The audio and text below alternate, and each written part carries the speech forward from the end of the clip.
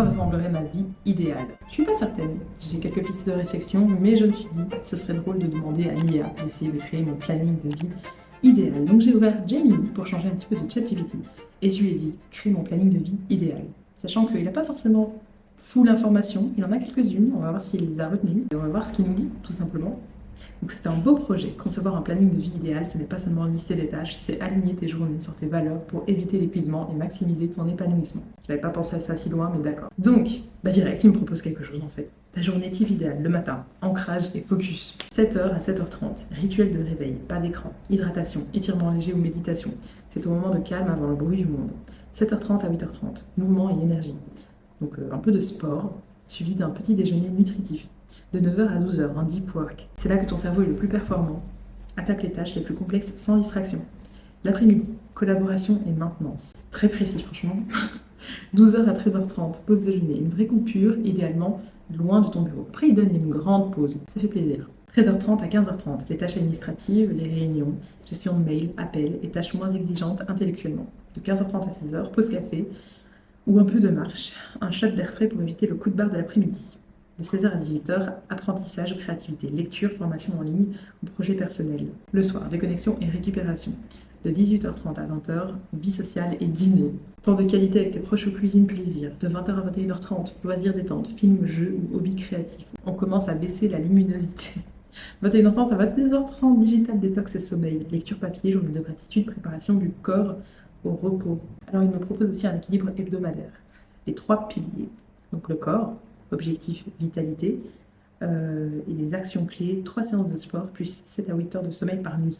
Pour l'esprit, l'objectif est donc la croissance, lire un livre par mois ou apprendre une nouvelle compétence. Et pour l'âme, dont l'objectif est le bonheur, un moment de pure déconnexion totale, donc nature, amis, par semaine. Gemini me donne aussi des conseils pour que ça marche. La règle des 80-20. Ne cherche pas la perfection. Si tu respectes ce planning à 80%, tu es déjà dans le top 1% des gens les plus organisés. Le dimanche de préparation. Prends 20 minutes chaque dimanche soir pour planifier tes 3 priorités de la semaine à venir. Écoute ton chronotype. Si tu es un oiseau de nuit, décale tout ce bloc vers le soir. Ok, parce que ça, j'allais dire, c'est vrai que je suis pas mal un oiseau de nuit. L'important est la constance, pas l'heure du réveil, j'avoue. Le design de ta vie commence par ce que tu fais de tes mardis après-midi ordinaires. Je sais pas d'où vient cette petite citation, mais d'accord. Après m'avoir donné tout ça, il me dit, pour personnaliser ce planning davantage, quel est ton objectif prioritaire en ce moment? Est-ce que c'est lancer un projet, retrouver la forme, simplement réduire ton stress? Parce que le lire, en fait, ça n'a rien de mon planning idéal. J'ai quand même passé du temps à le lire et à vous le partager, mais c'est vraiment basé, je crois, sur des choses très génériques, peut-être des choses très recherchées sur Internet, des tendances qu'on voit. Et surtout, c'est beaucoup trop militaire. Je suis quelqu'un, j'adore les plannings. Franchement, j'adore l'organisation. Quand j'étais étudiante, c'est vrai que j'avais un planning à l'heure près. Mais là, franchement, c'est stressant. Ça m'a mis du stress de lire ce truc. C'est beaucoup trop millimétré, c'est l'enfer. Même le soir, même les moments de loisirs. Et puis surtout, c'est pas du tout compatible avec ce que je fais. Genre en étant monteuse vidéo ou même en voulant créer du contenu quotidiennement, ça ne va pas du tout. Donc je vais lui dire, on va quand même aller un peu plus loin. Je suis monteuse vidéo pour des clients comme activité principale. Et j'ai aussi le défi de faire une vidéo YouTube par jour pour ma chaîne. On va voir un peu s'il va ajuster, puisque là c'était totalement pas moi, parce que je veux l'angoisse. Ah, le fameux combo client vs passion. C'est un défi de taille. Le montage vidéo est une activité extrêmement gourmande en énergie mentale et en temps. Faire une vidéo par jour pour YouTube en plus de tes clients, c'est un marathon, pas un sprint, c'est clair. Pour éviter le burn-out, la clé est la segmentation stricte. Ok, on revient dans le mot strict. Tu ne peux pas passer ta journée à switcher entre tes projets et ceux de tes clients, sinon ton cerveau va laguer. Voici ton planning optimisé pour une monteuse hybride. Franchement, il pourrait y avoir des pistes de réflexion à suivre, donc on va voir. Matin focus, ta priorité long terme. On commence par ta chaîne, car si tu attends la fin de la journée, la fatigue décisionnelle t'empêchera de créer. C'est très vrai. De 8h à 9h, écriture et tournage. Profite de ta fraîcheur mentale pour scripter ou tourner tes séquences. De 9h à 11h30, un montage YouTube. C'est ton blog Flow. Tu montes ton contenu quotidien. Astuce, crée-toi des templates avec des effets, des titres, des transitions pour descendre ton temps de montage à moins de 2 heures. Ça, c'est vrai que c'est un truc que j'ai fait quand même. Après, parfois, je changeais de style parce que justement, le fait de créer tous les jours, ça me permet aussi d'explorer pour moi, de faire des choses différentes, de pas toujours rester cantonné dans le même style. Mais là, par exemple, où je suis dans une optique de rattraper mon retard de tournage, évidemment que reprendre les templates, reprendre le même style, c'est très très efficace. 11h30 à 12h, mise en ligne et commu. Upload, miniature et réponse aux commentaires de la veille. De 12h à 13h, une pause déjeuner obligatoire, déconnexion. Loin des écrans, tes yeux et ton dos en ont besoin. On en parlait dans ma vidéo précédente, les yeux, le dos, très important. Après-midi, le mode prestataire, tes clients. C'est le moment de mettre tes compétences au service des autres. De 13h à 17h, deep work client, gros bloc de montage pour tes contrats. De 17h à 18h, gestion et retour. Répondre aux mails, envoyer les exports pour validation et les appels clients. Pour le soir, préparation et repos. De 18h à 19h, veille créative. Regarde ce qui marche sur YouTube, note tes idées de hook pour tes prochaines vidéos. Et après 19h, tu es en off. On ferme le logiciel de montage. Ton cerveau doit processer les images pour rester créatif demain. En vrai, ça c'est déjà un meilleur planning, vraiment. Il a bien pris en compte mes objectifs. Et c'est vrai que en général, bon, maintenant j'ai pris du retard, hein. Avant, évidemment, je créais tous les jours pour moi. Maintenant que j'ai du retard, j'essaie de faire des blocs de tournage. Comme vous pouvez le voir, j'enchaîne les tournages. Je ne prends même pas la peine de me changer parce qu'on n'a pas le temps. J'enchaîne des blocs de tournage et de montage pour moi et de travail client. Donc ça fait que sur une journée, je ne vais pas faire ces 3 choses. Là, en l'occurrence, mon objectif d'aujourd'hui, c'est de faire mes tournages et mes montages dans la foulée. Demain, c'est que du travail client. Après-demain, c'est pour moi encore une fois tournage plus montage. Et le lendemain encore, c'est que du travail client. Donc je segmente un peu comme ça les jours où je crée pour moi et les jours où je monte pour les clients pour l'instant. Mais c'est vrai que se dire diviser en plusieurs blocs, genre la matinée, c'est pour moi quand je suis encore fraîche et dispo, comme dit, mentalement, pour avoir de l'inspi, pour tourner, pour avoir ce que j'appelle l'énergie de tournage. Parce que quand j'enchaîne les tournages, parfois ça me vampirise et après je suis fatiguée.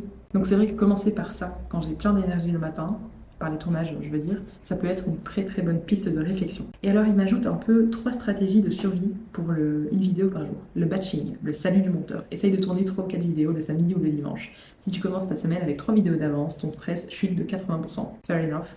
La loi de Pareto, donc la loi du 80-20. Pour tes vidéos quotidiennes, ne cherche pas la perfection technique. Priorise le hook, l'accroche et le storytelling. Garde le montage hollywoodien pour tes clients ou tes vidéos spéciales. Donc c'est ce que je disais, parfois les vidéos qui demandent plus de montage, outre les clients évidemment, mais pour moi, ça ne peut pas être des vidéos que je vais faire dans le quotidien. Genre là, je sais que j'ai tourné une vidéo, je l'ai dérushée, donc c'est après avoir fait recherche, script, tournage, que j'ai dérushée, évidemment. Et là, je sais qu'elle est en suspens parce qu'en fait, j'ai pas le temps de la monter. Genre, elle me prend beaucoup trop de temps cette vidéo. Alors qu'elle va faire 15 minutes au total dérushée, hein, mais je me dis, voilà, je vais la monter une fois de temps en temps parce qu'elle est trop grosse cette vidéo. Mais bon. Gestion des exports. Lance tes exports clients pendant que tu déjeunes ou pendant que tu fais ta veille le soir. Ne laisse pas une barre de rendu bloquer ta créativité. Exactement, ça, très important aussi, c'est des choses qui peuvent prendre du temps et qu'il faut absolument rentabiliser quand on est monteur vidéo et qu'on a plusieurs choses à faire, notamment en vie personnelle ou juste beaucoup de travail. Quand j'ai des journées donc, qui sont prévues pour des montages clients, je m'assure toujours d'avoir tout téléchargé la veille, tout décompressé la veille. Parfois j'importe aussi tous les rushs dans la timeline la veille et je laisse mon logiciel faire des proxys parce que ça peut prendre aussi un peu du temps, ça dépend un peu de la masse de rush que vous avez. Et après, ben, ça rend le travail déjà beaucoup plus fluide. Et pareil, les exports, en général, je m'arrange pour les lancer sur un moment où je vais aller manger. Ou alors, parfois, bon, si c'est des longues choses, c'est pas top, mais je laisse l'ordi allumer la nuit et il travaille la nuit. Mais oui, très important de ne pas être bloqué par ce genre de temps mort. Donc voilà, après, il me propose une petite organisation. Donc le lundi ou vendredi, ce serait la routine avec YouTube le matin, client l'après-midi. Le samedi, le batch day, où je tourne plusieurs vidéos YouTube d'un coup. Et le dimanche, le repos total, pas d'écran. Non négociable pour ne pas détester ton métier. Je pense qu'il n'y a aucun univers où j'arriverai à détester mon métier de monteuse vidéo et de créatrice de contenu. Mais c'est vrai que parfois, il y a la démotivation. Donc voilà, j'arrive pas à détester tout ça, mais parfois, t'es fatigué, t'es démotivé, t'es surmené, tu te sens envahi, en mode j'ai trop de choses à gérer, comment je vais faire? Donc ça peut être bien de mettre une vraie routine en place finalement et de déconnecter au moins une fois par semaine. Ce qui est déjà pas mal, hein. Travailler 6 jours sur 7, c'est déjà vraiment bien. Le savais-tu? En tant que monteuse, ton plus grand ennemi n'est pas la deadline, c'est la fatigue visuelle. Pense à la règle du 20-20-20. Toutes les 20 minutes, regarde un objet à 20 pieds, pourquoi me parler en pieds, à 6 mètres, pendant 20 secondes. C'est vrai que j'avais déjà entendu ça, parce que quand on fixe quelque chose, et ça m'est arrivé mais plein de fois d'avoir la fatigue visuelle en fin de journée, les yeux qui brûlent, ou voir un peu flou, voir un peu des taches. Une fois, je me souviens, j'étais en train de monter. J'avais enchaîné plusieurs jours vraiment de labeur sur l'ordinateur et je voyais des tâches, je suis fatiguée et là je me suis dit ok, je suis allée me mettre au lit, les yeux fermés et j'ai attendu que ça passe. Mais la fatigue visuelle c'est réel, ne sous-estimez pas ça. Et ben voilà, c'est tout pour cette petite vidéo, franchement, il m'a donné un planning qui ne me correspondait pas du tout au début et puis il a su se réadapter très vite et je me dis mais pourquoi pas tester ça à l'avenir. Là j'ai un peu déjà fait mon agenda pour les 2 prochaines semaines en mode vraiment day to day. Mais je me dis pourquoi pas après, quand j'aurai même récupéré un meilleur rythme de tournage, essayer ça. C'est tout pour moi. Merci beaucoup d'avoir regardé jusqu'au bout et à très bientôt pour une nouvelle vidéo.